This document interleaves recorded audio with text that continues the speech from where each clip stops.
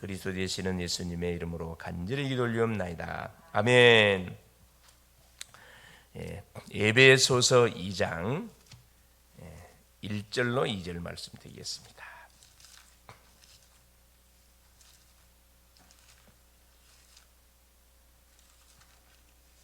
같이 한번 합독하겠습니다.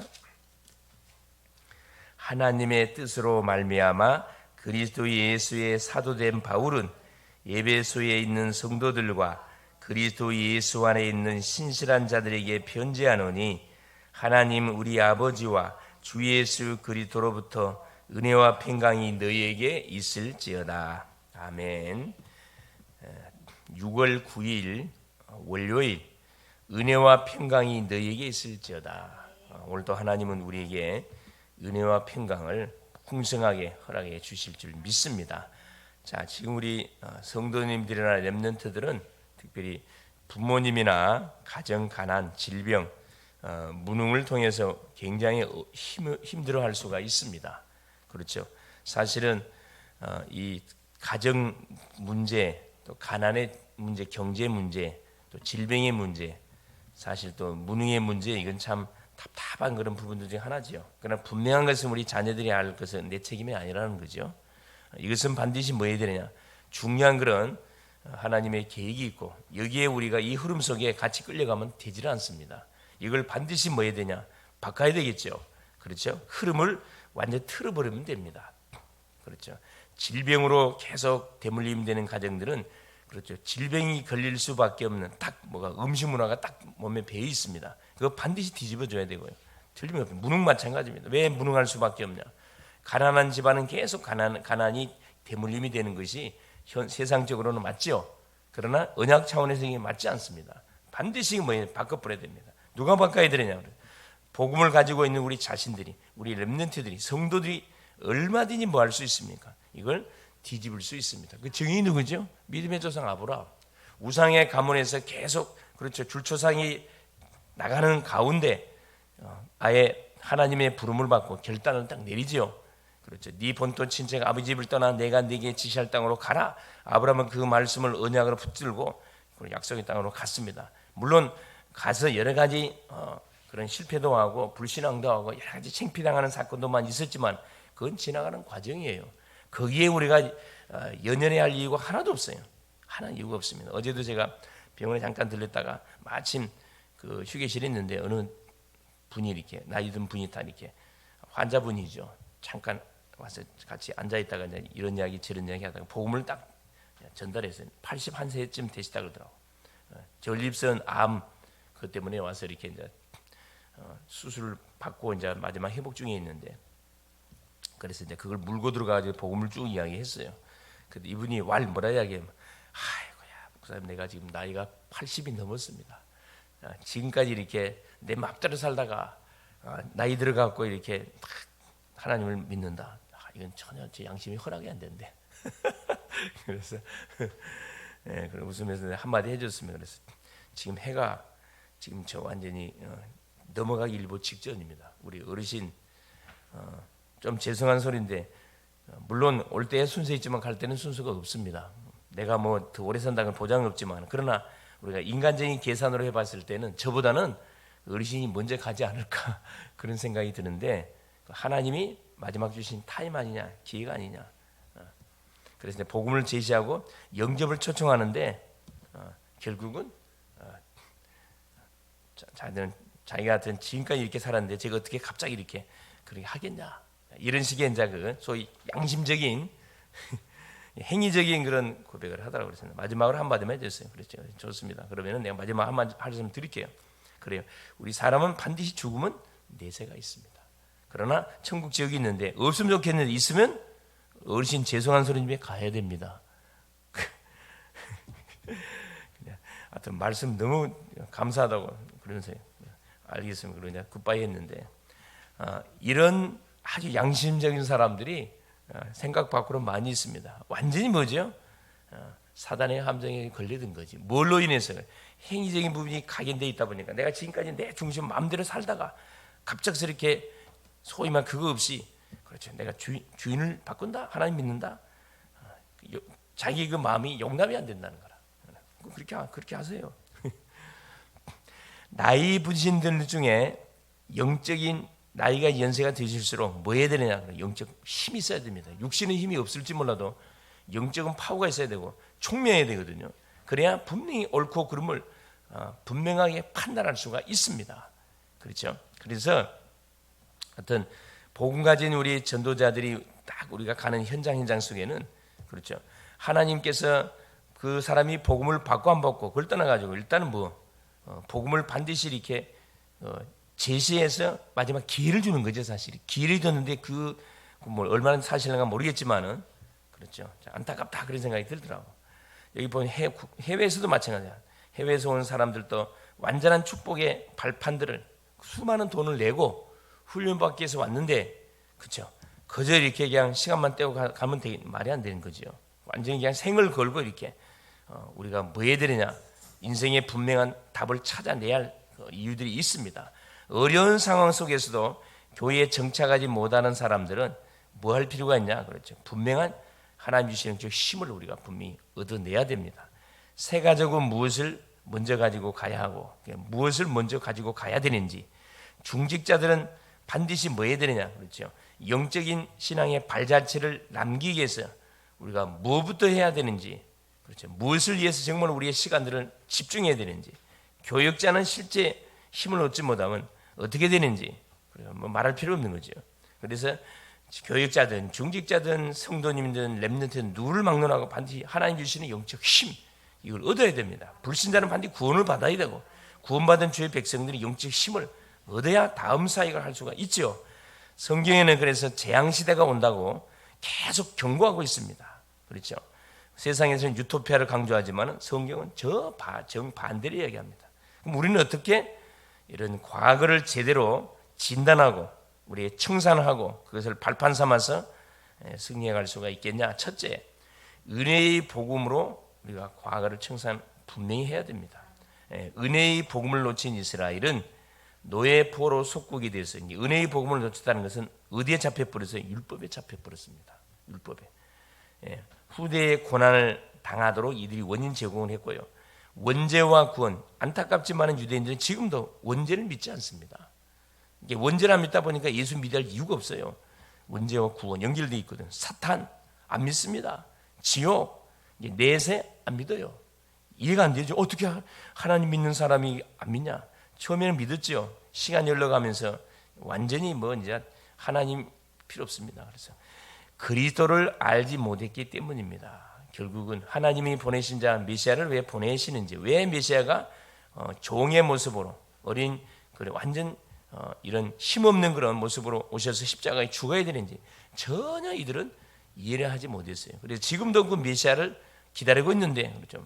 백마탄 왕자 메시아, 모든 이 악한 나라를 깨부시고 완전히 왕권을 가지고 오시는 메시아, 육신적으로 완전 해석해 버린 거죠.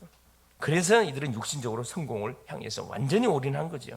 경제 장악하고 정치, 예술 모든 파트 다 장악하고 있는데 주인공만 빠져버렸습니다. 그러니까 완전 육신적으로는 성공한 것처럼 보이지만 영적으로는 완전히 여기는 바벨탑이죠. 바벨탑. 예수님께서 사탄이 내 안에 망대를 세웠다고 우리에게 분명히 경고하고 있습니다. 그렇죠. 마태복음 12장 26절, 43절, 45절 그렇죠. 완전 빈집 우리 마음속에 7귀신, 소위 말하는 7귀신, 군대 귀신을 심어놨다. 그래서 하나님의 은혜가 반드시 임해야 이 흑암의 재앙이 무너진다고 우리에게 말씀하고 있습니다. 그 비밀이 뭡니까? 그게 바로 유일성의 복음 아닙니까? 여자의 후손을 보내사 뱀의 후손의 머리통을 완전히 막을 것이다. 상해할 것이다. 주 약속했거든요. 그분이 오는데 뭘로? 6월절 어린 양이 피의 비밀을 가지고 올 것이다. 오는데 뭐 하려고? 우리와 임마누엘 함께 하시려고. 그 주인공이 누구다? 그리스도다 이 말이에요. 그래서 창세기 3장 15절은 왕으로 임하실 그리스도가 강하게 선포가 되어 있고, 출애굽기 3장 18절은 제사장으로 오신 그리스도가 강하게 드러나고 있고, 이사야 7장 14절 선제로 오신 그리스도가 강하게 드러나 있고, 이 세 가지가 종합해 가지고 뭘로? 마태복음 16장 16절 그리스도로 결론나 있거든요. 결론나 있습니다. 그래서 주는 그리스도이시여 살아계신 하나님의 아들 이 고백하는 순간에 모든 창세기 3장이 지혜가 무너지고 사단의 운세가 꺾여버리고 인생의 방황이 그날부로 이 종주가 분명히 찍어집니다. 그렇죠? 그래서 베드로와 12사도가 그렇죠. 구원을 받았어도 율법과 제도를 지켜야 된다고 나갔을 때 하나님은 촛대를 옮겨버렸어요. 초대교회에서 어떤 교회로? 안디옥 교회로 완전히 바꿔버렸거든요. 그래서 이것을 우리는 잘 볼 필요가 있습니다. 그래서 로마 교회가 또 개혁교회에서 로마 교회로 그렇죠. 중세 교회로 넘어가면서 복음이 뭘로 바뀌어 버렸어요? 행위와 공로로 싹 둔갑해 버렸거든요. 이게 사단이가 얼마나 교묘한지 몰라요. 왜? 313년 AD 313년에 기독교 콘스탄티누스 황제가 기독교를 공인시킨 그때부터 시작해서 기독교는 그때부터 타락의 길로 완전히 세상 길로 무너져가기 시작한 거죠. 그래서 뭐까지 만들었습니까? 면죄부를 만들어갖고 돈으로 이렇게 면죄부를 사게 만들었어요. 지옥 간 백성이 돈을 후손들이 조상을 위해서 뭐하면 헌금하면 연옥으로 딱 띄고 돈이 땡그랑하는 순간에 연옥으로 뛰어오르고 또 땡그랑하는 순간에 연옥에서 천국으로 뛰어올라간다는 그런 교리, 이게 면죄부 교리거든요. 이게 말이 안 되는 교리인데 그걸 전 세계를 다니면서 교육을 시켰어요. 우리식으로 말하면 집회를 해가지고 그 교황이 내렸던 칙령을 모든 소위 말하는 사람들한테 그걸 받아들이도록 이렇게 칙령을 내린 거죠. 그런데 누가 꼭 하나님께 시대가 어둠 시대에는 하나님 누구를 준비한다고요? 시대마다 렘넌트를 준비합니다. 마틴 루터라는 렘넌트를 준비시켜갖고 그것이 성경적으로 맞지 않다는 사실을 결국은 드러내버렸잖아요. 그것이 도화선이 돼가지고 그렇죠. 95개 저항, 성경적으로 맞지 않는 95개 저항을 그렇죠. 루터가 이 사람 신학자입니다. 신부면서 신학자였어요. 또 법학자고. 그러면 이건 분명히 신앙의 양심을 맞질 않아. 그래서 그걸 써가지고 이렇게 비텐베르크 성당 입구에다 그건 신학교가 있으니까 딱 신학적인 대화를 하자. 이 사람이 종교 얘기하려고 한 게 아니고 신학적으로 맞지 않으니까 이거 신학적으로 한번 대화 한번 해보자. 그렇게 건의를 했는데 그 신학생들이 그걸 보고 이 라틴어로 기록되어 있습니다. 일반 성도들은 그걸 몰라요. 그래 라틴어를 독일어로 싹 번역해서 뿌려버렸습니다. 그것이 이제 종교 완전히 개혁운동의 도화선이 돼가지고 확 일어나게 된 게 문서사역이 굉장히 중요한 문서사역 너무너무 중요한 거거든요. 문서사역. 그래서 결국은 그 로마서 1장 17절에 오직 16절 17절 의인은 믿음으로 말미암아 살리라. 그 루터가 말씀을 묵상하다가 성령이 완전히 해버린 거죠. 완전히 임해버린 거죠. 그래서 이 말씀을 우리가 계속 읽고 묵상하고 하다가 계속 이렇게 되새김질하다가 어떤 역사가 일어나냐? 뒤집어지는 역사가 일어나요. 인생이 내가 죄인이라는 사실이 철저하게 깨달아지고 그렇죠. 내가 그럼 뭐 해야 되겠냐? 그래서 복음이 필요하구나. 그걸 붙들고 만 겁니까? 막 일어나 버린 거죠. 그래서 아무리 우리가 말씀을 많이 들어도 하나님의 말씀인 성경을 우리가 읽고 확인 안 하면요, 이게 내 것이 안 됩니다. 내 것이 돼야 되거든. 그래서 선무당이 사람 잡는다고 들은 풍을 갖고는 절대 우리의 각인 뿌리 체질이 바뀌질 않아요. 그래서 반드시 뭐 해야 돼? 아무리 바빠도 성경을 읽고 중요한 구절을 아이에게 암송도 하고 묵상하고 만나는 사람하고 또 포럼도 하고 되새김질하고 이러는 여정 속에 우리 속에 잘못 각인된 거 이게 하나씩 발견되고 깨달아지고 바꿔져 가는 거거든요. 그래서 각인 뿌리 체질이 바뀌어진 가운데 복음이 각인 뿌리 체질 되어져야 되지. 각인 뿌리가 있는 상태에서 복음 아닌 것이 딱 상태에서 복음을 얹히니까 이게 뭐예요? 처음에는 속습니다. 문제가 해결되는 것처럼 보여요. 왜? 복음이 선포되니까 그거 꺾이는 건 맞는 거죠. 그러나 깊이 우리 주님께서 말씀한 거지. 흑암 망대를 꼽아놨습니다. 이렇게 가문에다가 꼽아놓고 개인에다가 꼽아놓고 그거 건드면 폭발해 버려요. 그거 건들면 그걸 까발려 뿌려야 되거든. 반드시 까발려야 됩니다. 그렇죠. 그 역할을 누가 해줘야 되느냐? 우리 전도자들이 강단을 통해서 해줘야 되고 전도자들이 해줘야 되고 사역자들이 반드시 해줘야 됩니다. 상처가 나면 아프니까 그걸 건들지 않고 가만 놔둔다 아니잖아요. 의사들이 어떻게 수술하죠? 상처난 부위를 인정사정 없어요. 그냥 화협에 파버립니다.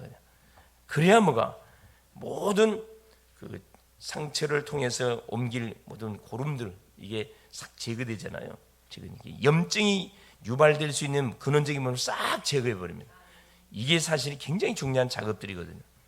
그래서 이 근본 치료 안 하면 뭐든지 재발된다는 것. 근본. 그래서 저 예수 믿는데 왜 이러죠? 근본적 문제가 해결 안 됐어요, 사실은. 그 부분 분명히 터치해 줄 필요가 있습니다. 그래서 한 개인을 살리려면 결국 누가 붙어야 됩니까? 가정 가문이 붙어야 돼요. 전 성도들이 붙어야 됩니다. 얼마나 원수마귀가 깊이 이렇게 망대를 세우나는지. 그래서 일어나는 사건들, 항상 하는 소리지만은 문제가 드러나면 너무 쉬워요. 분명히 기도진이 잡혔기 때문에 사단이가 들어오는 우리 가문을 무너뜨린 통로가 저거였구나 딱 발견되잖아요. 진짜 위험한 사람들이 누굽니까? 드러나질 않아. 그러면 계속 시달려, 계속 태클 걸어, 계속. 이런 사람들이 위험한 사람들이지, 이 드러나는 사람들은 위험하지 않습니다. 사탄이가 정태를 드러내버렸기 때문에 이게 뭐만 하면 됩니까?